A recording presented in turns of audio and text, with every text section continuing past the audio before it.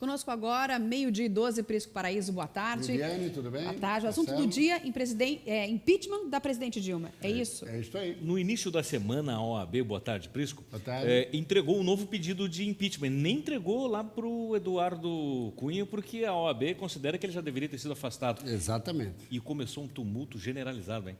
Aliás, quem lá estava representando Santa Catarina como integrante do Conselho Federal é o ex-presidente da OAB de Santa Catarina, nosso entrevistado de hoje, Tulo Cavalazzi Filho. Doutor Tulo, satisfação tê-lo aqui. Como é que foi aquele momento?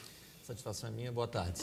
Boa tarde. Na verdade, Prisco, não havia, pelo menos nós não aguardávamos um momento daquele, né? Era um simples protocolo, é claro, de um pedido muito importante, mas que seria feito pelos conselheiros federais e pelo presidente. E aí, no momento da entrada lá no Salão Verde, já em direção ao protocolo geral, surgiram dois grupos, né, de militantes, vamos dizer assim, um pró-impeachment, outro contra o impeachment, e aí, então, a OAB, com os seus representantes, acabou ficando no meio dessa batalha.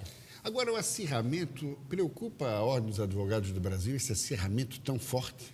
Preocupa um pouco, porque, na verdade, todo o procedimento, principalmente o da OAB, foi de uma maneira muito clara, legítima e democrática. A OAB ouviu as 24 de 27 seccionais, posteriormente ela estudou o procedimento interno e, com fundamentação legal, levou, então, a medida para análise da Câmara dos Deputados, claro, garantida a ampla defesa do contraditório da Presidente da República. Então, não há motivos, pelo menos em relação ao pedido da OAB, para um acirramento tão grande como ocorreu. Agora, outra questão, a OAB não entregou a Eduardo Cunha porque já solicitou, inclusive, o seu afastamento da presidência da Câmara.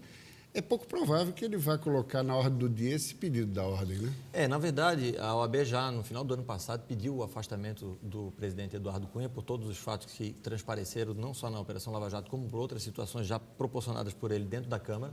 E a partir do momento que ela protocolou o pedido, ele tem essa prerrogativa por ser o presidente para recepcioná-lo.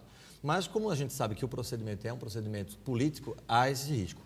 Agora, cada pedido de impeachment é um pedido autônomo. Então, o pedido da OAB tem os seus fundamentos e, caso este pedido atual não venha a tramitar ou não tenha sucesso, o da OAB poderá sim ser analisado pelos seus fundamentos. Até porque, na maioria dos juristas ouvidos, quase todos consideraram o pedido da OAB mais bem fundamentado do que aquele que já está tramitando.